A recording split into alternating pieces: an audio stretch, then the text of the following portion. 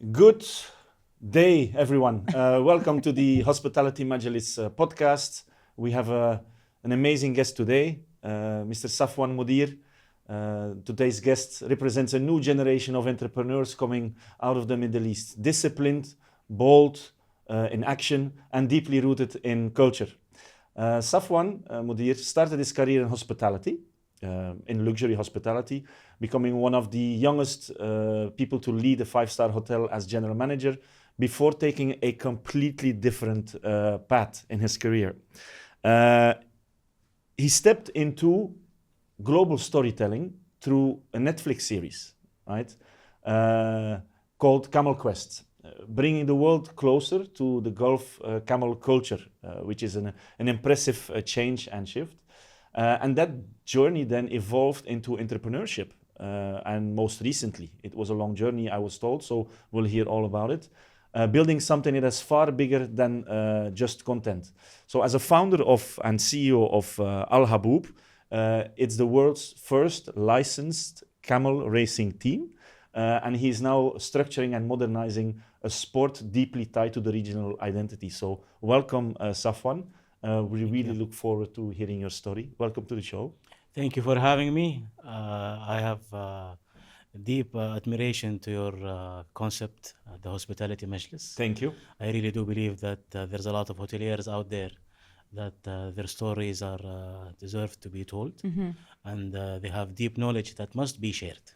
And Yes, one of correct. one of this is yours as well, for sure. So, marhaba, we say. We will begin by uncovering a little bit about your past, who was Safwan before the titles. So let's go back to the beginning. Who was Safwan growing up in Saudi, and what did success look like around you at that time? Okay, now being a Saudi in the hospitality industry back in the days, talking in the 90s, was something not familiar at all within the culture. And not obvious. And not obvious. It was a very normal careers like doctor, banker, engineer. Hospitality wasn't always or wasn't never on the table. So I always had, when I was a kid, that passion for traveling and helping people, and I was always taking the lead during the family vacations. Especially, I was so admired by the hotels and the service. I was so attached. So when I was in the 10th grade in school, where we had to decide which path we want to take in terms of continuing our high school. Is it scientific? Is it cultural? Is it so and so? Yeah. And everybody wanted to decide what did he want to study in university. So most of my classmates, I'm gonna be banking, I'm gonna be in family business, we have a Doctor. lot of doctors, by the way, from my high school friends. And I was like, I still didn't know. Then I watched this movie, believe it or not. No, this is very exclusive. Okay. Yeah. A movie that back then was called For Love or For Money, starred Michael J. Fox. Now it's called The Okay. Concierge. Yes. Yeah. So the story is about this young concierge who works in a five-star hotel in New York City. He's very helpful. So that's the similarity that I found myself Okay. matching in his character. And working this hotel, having all of this power, doing all of this, he had a dream Yes. to build his own hotel, and he worked hard towards that dream. Then I came back to school and I was like, I'm going to study hospitality. Okay. Everybody, Inspired by a movie. what hospitality? Except one English teacher. His name is Mr. Sayed. He's like, Safwan, this is a great idea. He had a vision. He was a visionary. We're talking now between 1998 and in 2001. Okay, During yeah. this period. I graduated from high school 2001. Okay. And he told me, this is a great idea. I'm sure that you will be someone. Okay. You have the characteristics of do this, yeah. to do this. So I'm gonna help you. So he told me, first thing, you have to go work in a hotel during the summer. Yeah. So I went back to my father and mother and I told them I have decided to study hospitality, and I was so afraid. Yes. So tell them, or But I found full support. wow. Okay. Good. So that's one pillar. Yeah.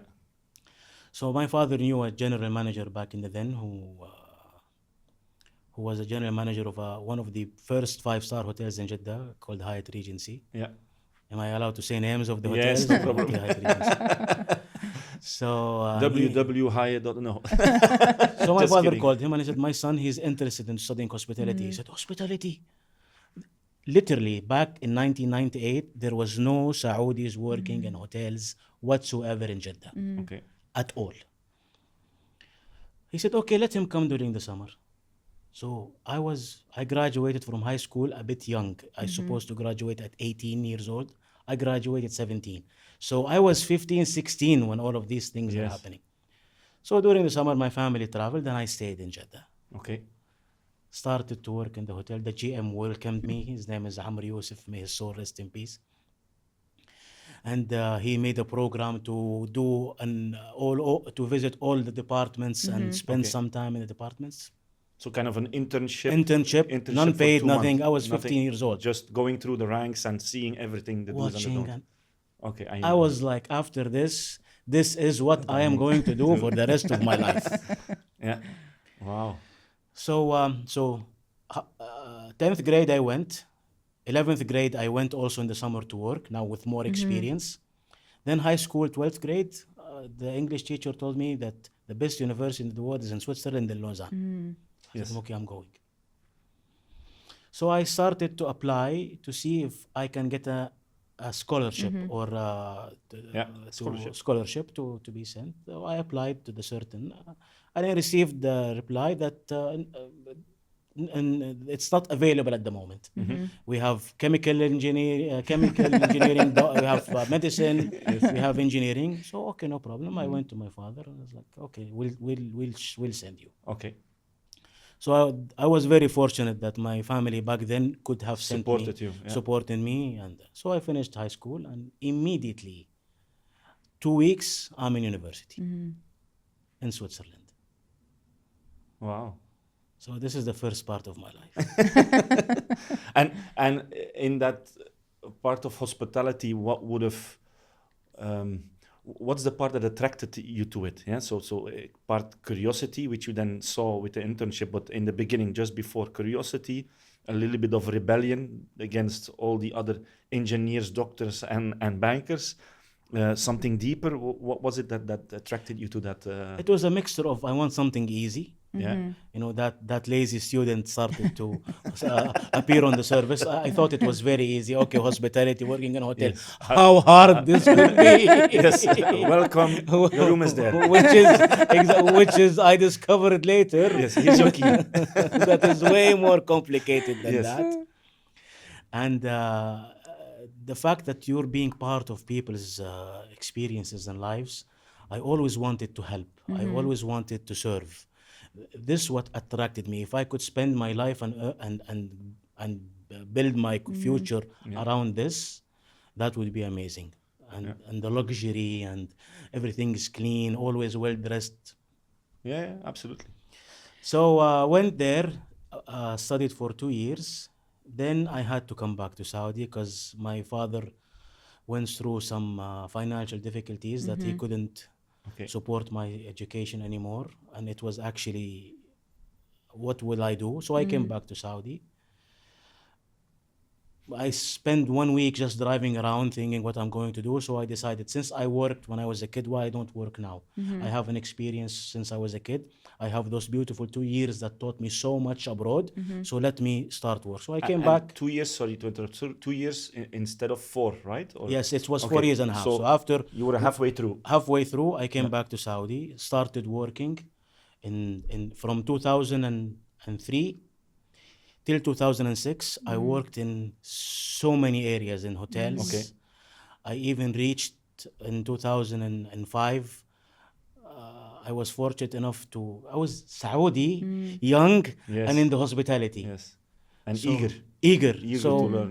an institution wanted to open a small section in their called hospitality, because at that time something called the Saudization program have started. Yes. Is to train Saudis with the guarantee of them having jobs in the hospitality industry, restaurants. So, and I was Saudi, so it was just the perfect timing. Yeah. So I met the head of hospitality division in Oxford University.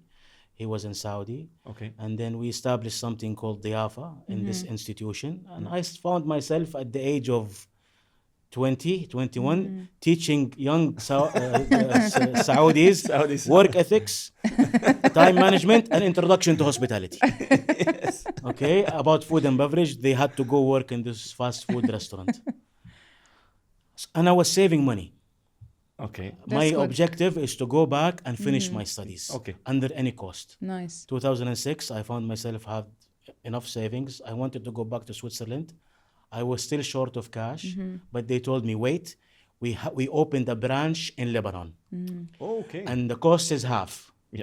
and you will get your certificate from us. Yes. So I immediately applied, flew, graduated in 2009 with honor. Who handed me my certificate was the director of the university in Switzerland Nice. himself, and that was one of the moments that Yes. actually shaped my life. Wow. I know. So Nice. nice to hear. You've mentioned that you had the family support at the beginning for your dreams, and as of then you became one of the youngest Saudis in a 5-star leadership role. Did you feel that you had to prove yourself more than others? Yes. Why? I'll tell you. This period when I came back, I found myself completely alone. Why? Because all my friends are still studying. Yes. Okay. To become a doctor. Studying and doing. And you were teaching. Yes. And exactly. And I came back. I had to work and to build, and I was exposed early. Yes. So for me, it was, I have to make it. Yes. I have to go back and finish my studies. There is absolutely no way. What will I do? This is what I want to do.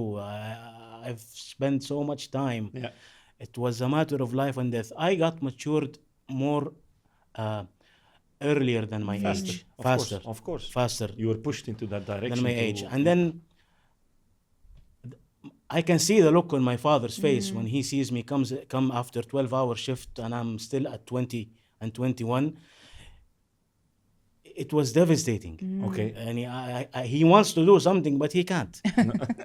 He can't. To help It's you, a family problem. That it's a situation that happens with everybody. Yes. You know, sometimes you're up, sometimes you're down, and you Correct. just have to keep moving. Okay.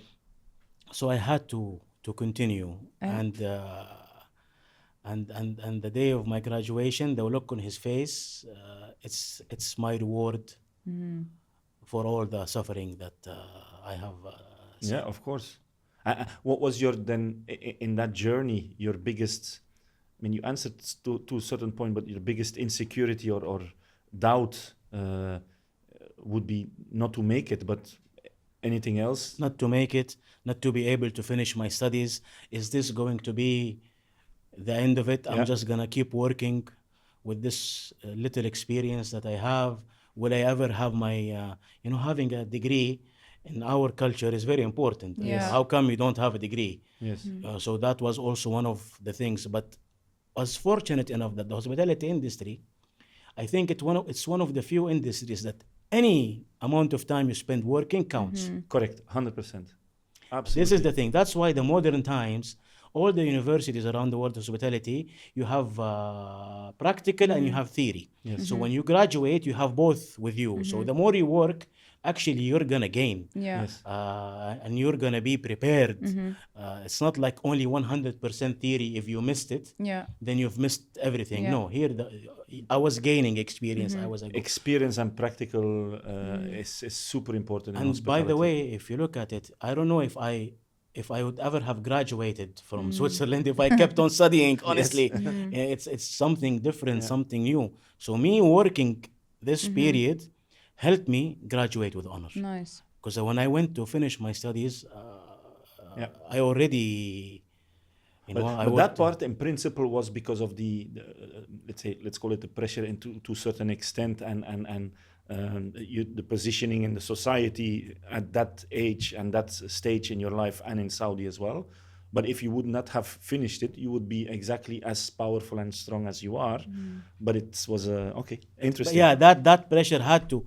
Yeah. So let me graduate and we'll see what will happen later. Yes, correct. That was the thing, Yeah. which I did. You want to hear the other part of the story? Please go ahead. Okay. So I graduated 2009. Okay. During my studies, I did an internship in Kuala Lumpur, in Malaysia, Okay. Which hotel? Sheraton. All right. Good study place. And I did an internship in the Intercontinental in Cairo.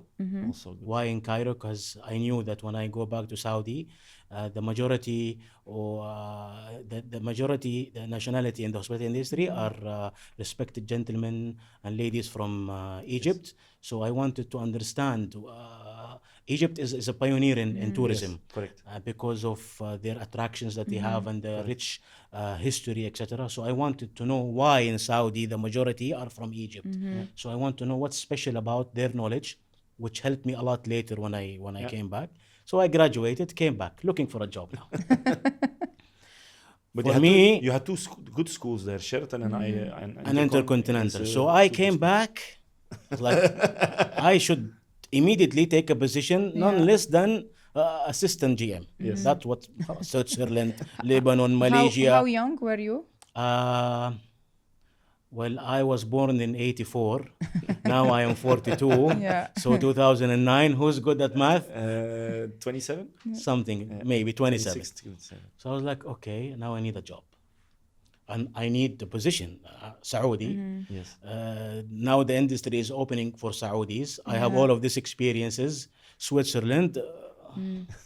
Perfect. So You I had came back. stripes here. And Yes. patches. High expectations. So I came back. So I will pause here and tell you a story on my last day that will connect to what I'm about to say. On my last day, when in 11th grade, in doing the internship at that hotel, I wanted to go home. There is no mobiles, nothing back then. My driver didn't come and pick me up. So the general manager called the office of my father, told him, I'll drop Safwan. Okay. Do you mind? He said, no, of course not. So on the way, when he was dropping me to my father's office, he stopped in an area in Jeddah, huge empty land on the seaside. And he told me, Safwan, one day in this land, there will be a very beautiful Hyatt hotel. And hopefully, when you graduate, you will work in it. Nice. That's Okay. a good vision, eh? And then he gave me a recommendation letter. Attached to it, everything I've learned during this summer times. And that nice words, and I still have it with me till now. And he's like recommending that I will be one of the great leaders in the industry, so and so. So I started to look for a job. Then I saw there is a Hyatt hotel. I completely forgot about this incident. So from here and there, some connections, I got an interview with the GM of that hotel. So I went, wearing a suit, tie, happy. I thought he will tell me, come, you will be my assistant or something like that. Then he started asking me questions. I answered them very well before he looks at my papers. So, when you finish the interview and you already made, and he wanted to send me to HR, he stumbled on the paper and he looked at the signature and he told me, you've worked with Amr Yusuf? Okay. I told him, yes, I did some internship, so and so. Then he started tearing. He said, I buried him with my hands. He was my best friend. Oh, wow. Hello, HR. The HR came. Safwan starts from tomorrow. I went down to the HR. He said, the position we have now is the reception supervisor. But I was still, what's happened upstairs was starting to, I forgot the fact that I have to be a GM that time, and I Yeah. told him, I'm in. Okay. And I started my career in that hotel, and I became a managerial position in that Nice. hotel, exactly as that man, that gentleman, general manager, Mr. Amr Yusuf, may his soul rest in peace, predicted. Wow. And that's where my journey with Hyatt started for 10 years under the leadership of the GM, who's my mentor, Mr. Radi. Okay. Thank you, Mr. Radi, if you're seeing this podcast, We'll for send it to him. everything you did for me and for believing in me. And that day I told myself in 10 years I have to be a GM. Okay. And in 2019 I became a GM. Okay. Wow. If you have that vision, it helps a lot, and if you have that, if you want to achieve that, We can absolutely. stay and tell you so many stories, but let's give the mic to you right now. Your stories are very interesting. I'm very happy to listen. You reach a level many wouldn't walk away from. When did that quiet voice start telling you there was something else beyond hospitality? When I always had the dream to have my own hotel, to own my own hotel and make it a family business and pass it on to my children if they want to run it or sell it, that's up to them. But I always had this dream. Okay. Then I've reached a general manager, started working, everything is good, lifestyle, financial level, but I knew that for me, in order for me to achieve my ultimate dream is to own my hotel, I need more than that. Yeah. Okay. Yes. I Absolutely. need to get out of this comfort zone. Yes. It was extremely comfortable, being a GM at a young age, it's so beautiful, you Yeah. have Having everything aligned, the structure correct, the team. exact. So, but I knew I need to do something different. Yes. I need to start thinking about how to started reading about entrepreneurship, about Okay. startups, about. I saw myself making hundreds of millions of the hotel, so I know how to make money. Yes. But I think It's it's not time yours. that I start making this money for me to serve me and serve my dreams. True. So like everybody else during COVID, spent so much time. That's where I found an opportunity and a virgin market that I might start to Shine in. shine in yeah. Perform.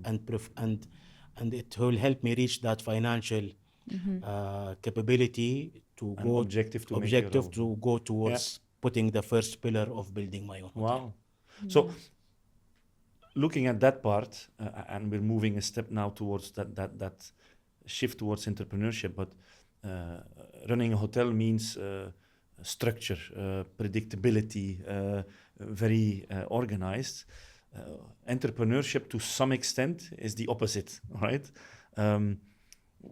What was the hardest adjustment for you the moment you said, okay, let's be an entrepreneur, let's go to let's do this camel quest and whatever you were doing immediately after hospitality? The thing that worried me is I'm jumping to the unknown. Yes. I am very well secured, Yes. and especially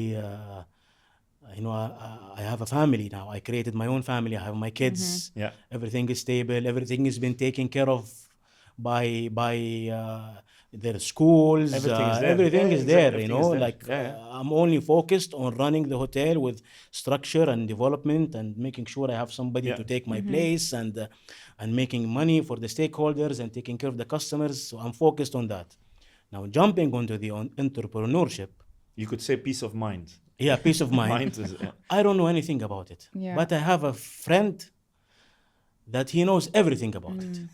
He's my childhood friend who left us when we were 15 to the States, and I only see him when he comes to vacation.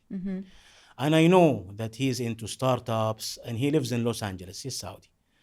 And I know that he understands this part of the world. So during COVID, when I decided to jump on this journey and enter to the camel industry, nobody's crazy enough to jump on and has the experience of being an entrepreneurship and the startups, like my friend Omar. Hi, Homs. So he came back like everybody during COVID, and I told him, listen, why don't we start something? And he told me, yes, Safwan, you are doing it. I see you making millions for the hotels. You have it in you. Yes. He started pumping me up. Okay, really? Yeah, I can see it. So for me, he's an entrepreneur, and he's seeing that I am an entrepreneur. It means that the guy knows something I don't know yet. 100%. And then when I decided to start and resign, it was a moment of hesitations of one, and the pushback I got from the family. Okay, interesting. You are not young anymore. You're not alone anymore. You have kids. Accountability. Accountability. This is who you are. Camels is not your thing. Entrepreneurship is not your thing. You have no backup. If you fall, you will fall. Yes. Wow. Yeah, that's serious. Yeah, I get And you. from the other side, my friend Omar, man, don't listen to that. This is entrepreneurship. You will find people. Yes. You have to go do it. Yeah. And we did it. Okay. So that's Yeah, I think where, that it's the opposite, and the uncertainty is a difficult part. I fully understand, and I agree as well. But the fire, if you have that fire within you, it's. I think the best people I have seen so far in career of hospitality are the ones who have that little entrepreneurship fire within them. Yeah, and some of them go, some of them don't go. It's fine if you don't become an entrepreneur. It's okay. Absolutely no. Yeah, but it's I see fine. the ones who take look. I mean- This is like, it feels like this is my hotel. I will treat it like my hotel, and that feels like those Ownership. people ownership. So those people feel that ownership is very identical to the entrepreneurship mentality. True. As you said, I want to highlight, it's not wrong that you keep on working. Okay, this is the world. Yes, It's of big course. enough to have people that are made to be entrepreneurs and people who are career oriented and it's because lately there are some podcasts, why should you work 8 to 9? Yes. You should unleash your Potential. No. it's not that. It's Exactly. everybody with Yes. his Yeah, you with don't have the- to become an entrepreneur because it's also, it is risky. It is.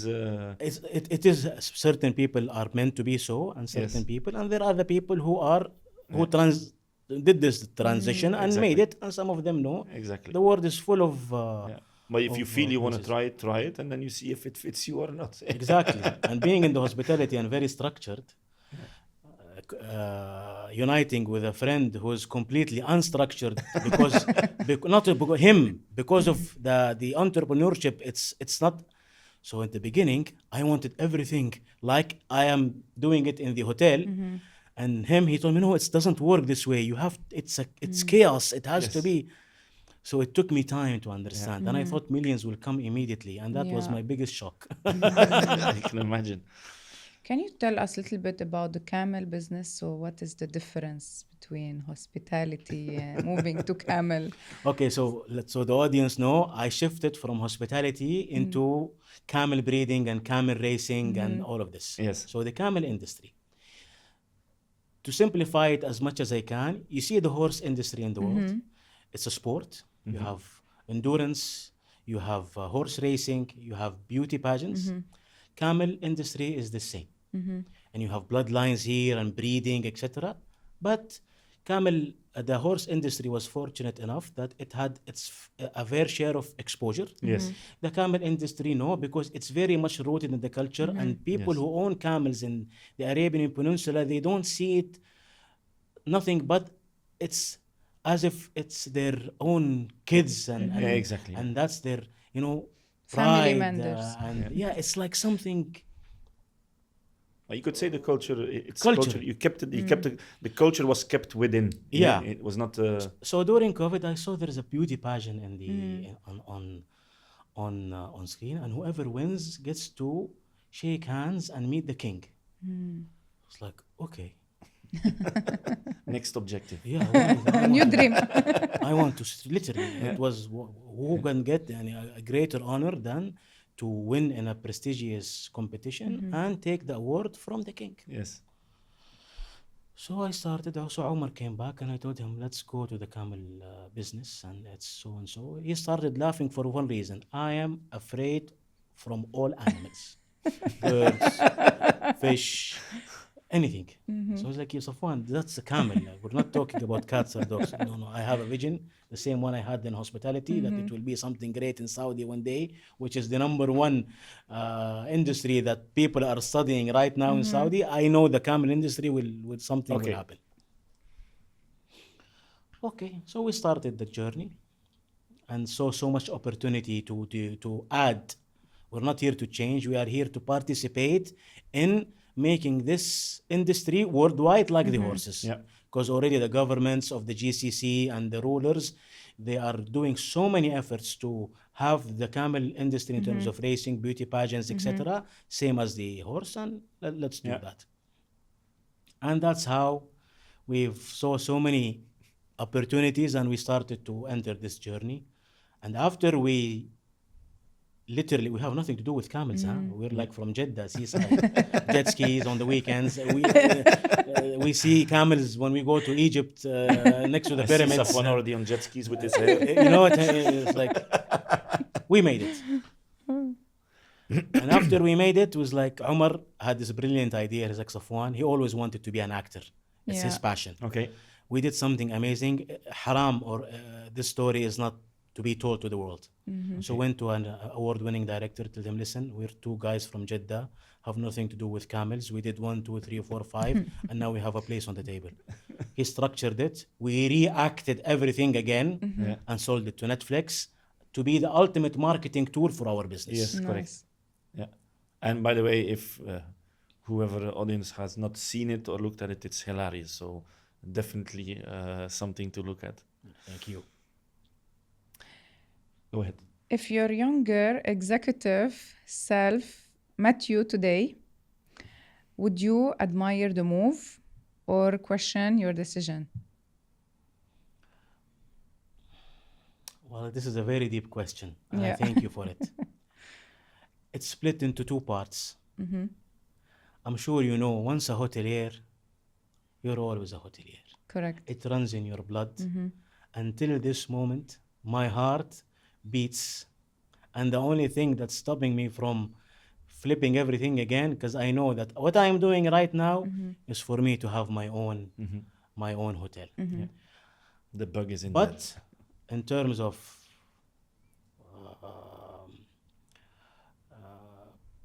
career, power, shift, I would tell my executive self, yeah, that's the right move to make. Because there is a very thin line, as I said, in the comfort zone. You would have stayed, but I have a dream. Yeah. So the dream is I want to leading own you. a hotel. To enable to do that, you have to get out of your comfort zone. Yes. So what's that key lesson that you, or some of the key lessons and takeaways you had from hospitality that you plugged into your entrepreneurship, that guided you and brought you further? Patience, Yeah. discipline, patience and discipline.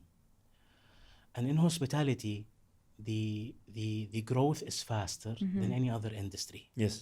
Okay, so that sense of achievement, when I looked at it, I had a promotion every 2 years.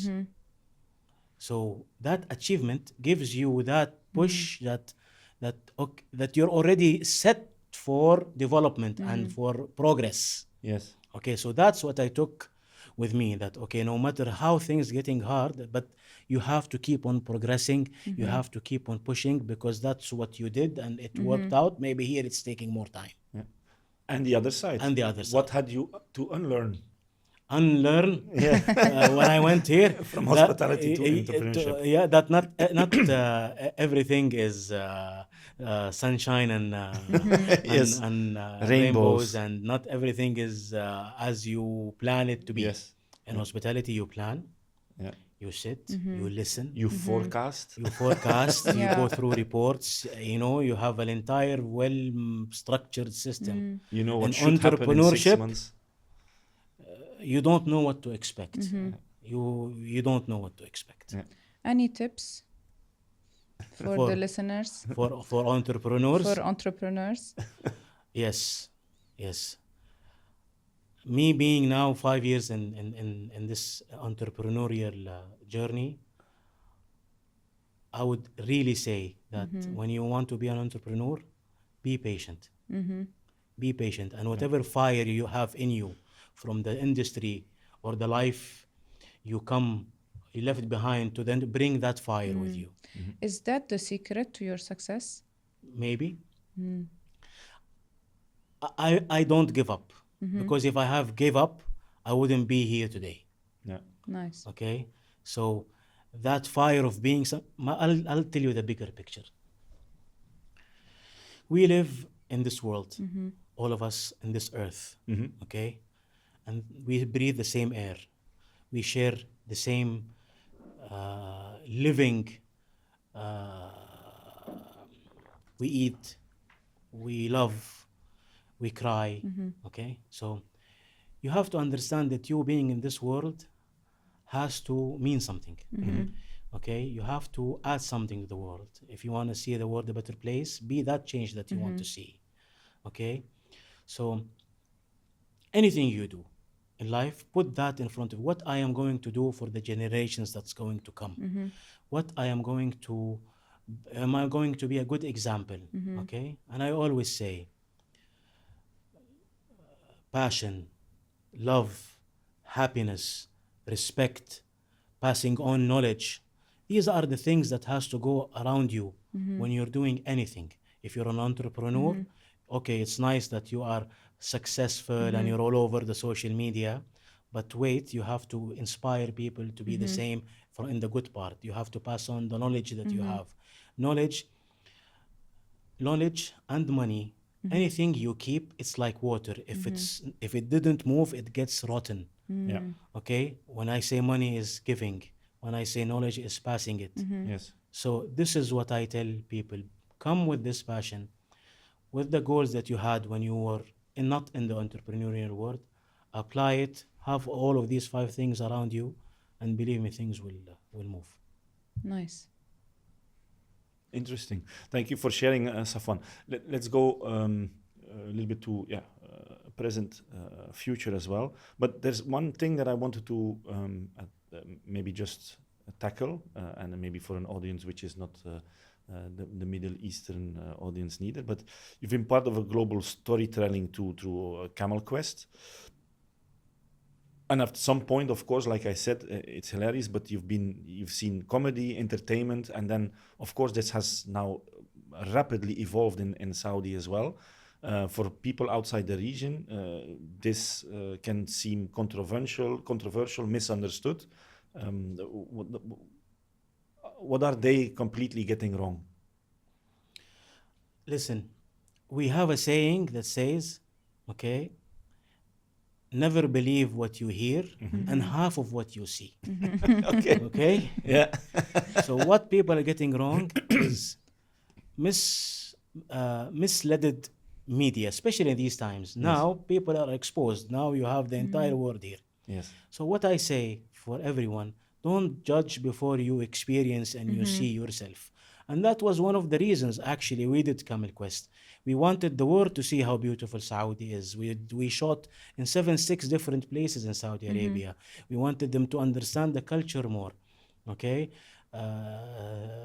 Saudi Arabia is a huge country with so many beautiful, different colors and cultures within Saudi Arabia. Correct.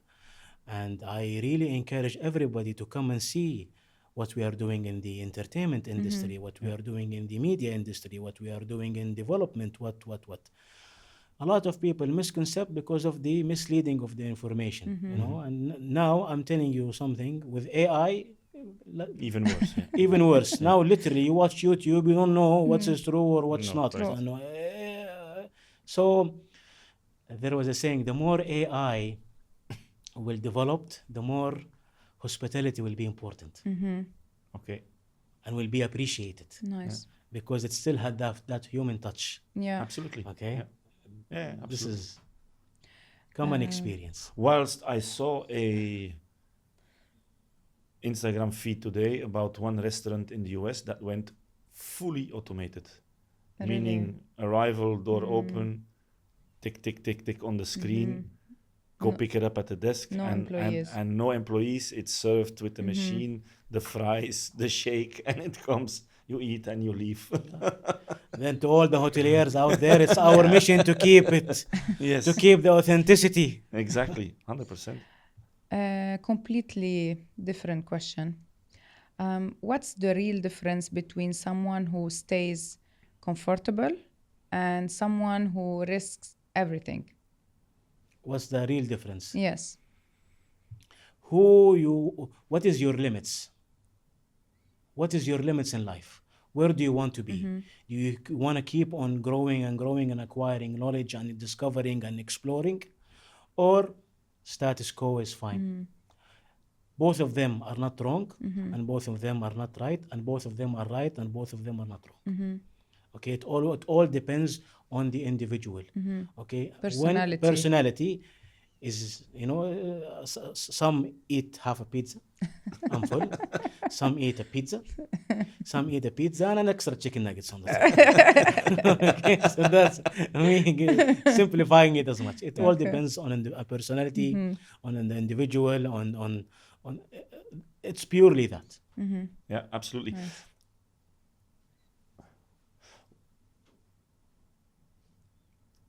Talk about entrepreneur and hospitality again. That difference there. Do you think hospitality creates great operators, but limits entrepreneurial thinking? Yes and no. Why? I'll tell you.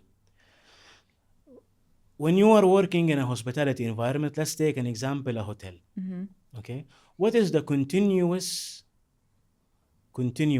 dilemma and yin and yang that happens? It's between owners, managers, and employees. Okay, now owners, they were thinking about, this is my business, profit, less cost, etc. The GMs, you have two kinds. Exactly. Okay, one is extremely customer service Driven. satisfaction driven, which he will always have a fight with the owners, and someone that will most important thing is to keep the owners happy and have Their salary at the end. Yes. their salary at the end. Yes. Okay, so that's why one of the solutions I always try to promote is to make more, or to have workshops between owners and general managers and the managing companies. Put them all in the table. Let him understand his point of view, and he understand his point of view, Understand and let's come expectations up as with well. expectations Yes. instead of emails coming and back Yes, and correct. forth and etc.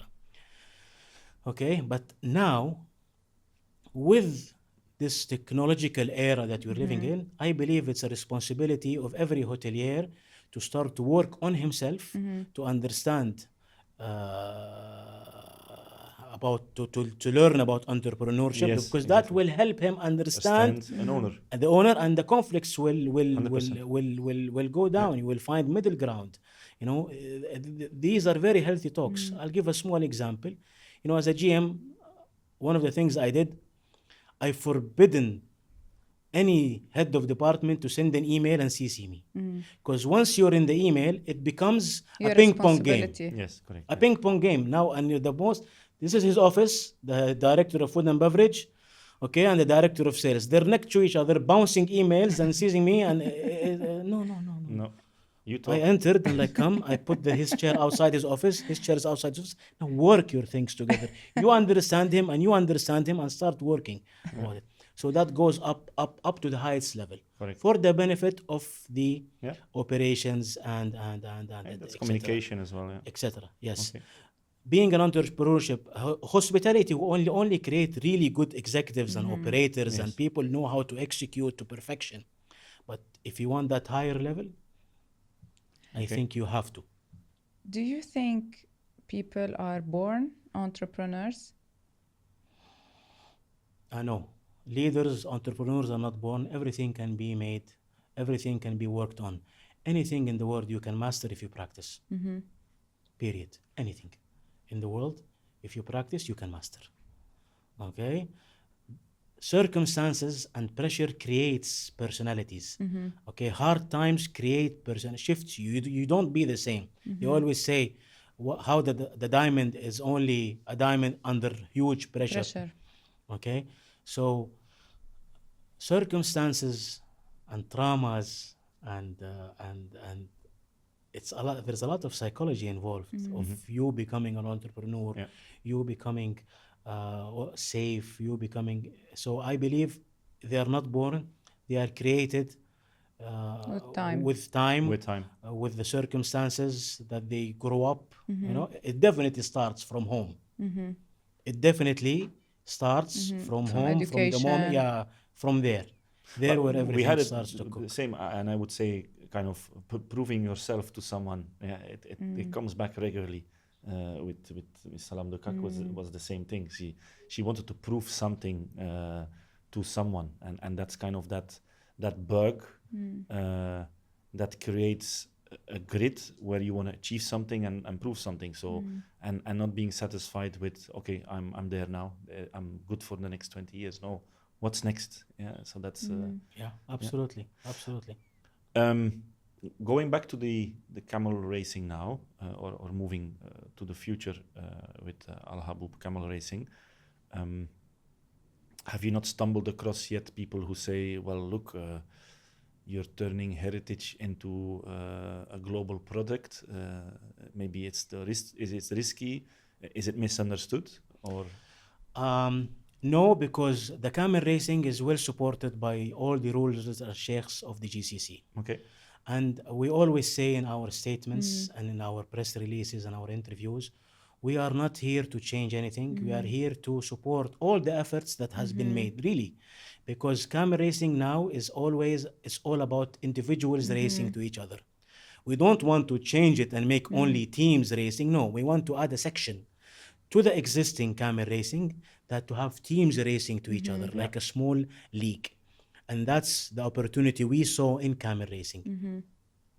And in all countries, in all industries, you have the government sector and you have the private sector. And always the private sector completes the efforts of the government sector in certain industries and certain areas. So now, yes, we have some who did not accept the idea of us having teams, and because, resisting to change is everywhere. That's why nowadays we have something called change management. Yes. And you have people making money out of this change absolutely. management, when you want to enforce something new, etc. Yeah, there are some resistance, but at the end of the day, you're coming with something nice. We want the entire world to know about camel racing. So in order to do that, we had to have some international exposure. So what is you the brought number in one? a very famous ambassador, right? Yeah, so what is the number one sport in the world? Football. So we want all the people who watch football in the world to know about camel racing. And it was injured my brother Omar nicely. And we've signed with Paul Pogba, French football player, World Cup winner, to be ambassador. And he's a shareholder as well in the team.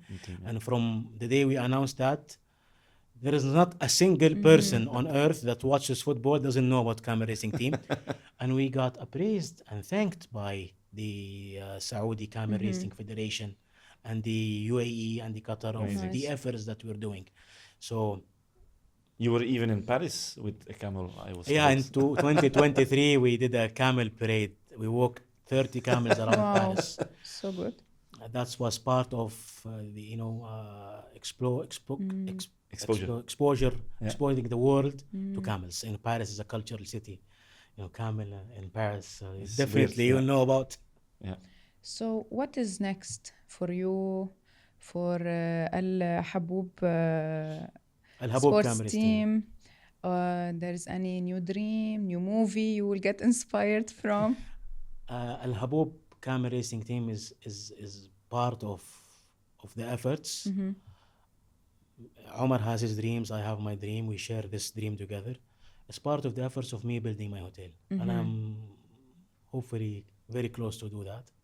Al Haboob is working well. Tomorrow we're going to Qatar to participate. Yeah. So Al Haboob will be ongoing, continue, to inspire more and more people to create teams and create our league and have it a running business, a pioneer, a model that people will follow.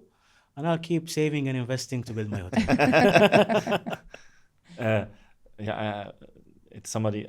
I'm just thinking of somebody that I know who has his own company, entrepreneurship, was in social media, everything, and was a dog lover. So now he has a dog hotel. Yeah. See, So this maybe is. I was thinking of a camel hotel. You never know. And I see what's next for me is putting my hands into my pocket, picking up the key, opening my hotel, Yeah. and have my kids like the movies. Come have fun in the kitchen and go there and hopefully create something that will inspire so many people around to make this hotel one of the best in the world, with the best service, very authentic experience, that can pass on to generations, that has values, has ethics, and hopefully make kindness spread around the world through that hotel. So, If- go ahead. If everything disappeared tomorrow, hopefully not, what part of this journey would still make it worth it for you? If everything disappears tomorrow, that I've tried. Mm. That I've tried. I did not try. I did it. I tried. I took the chance. Nice. Yeah, I think that's very important.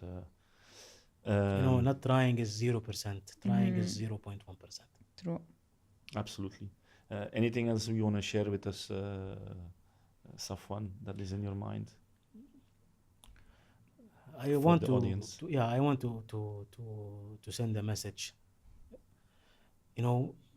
Always listen to that inner voice within you. Yeah.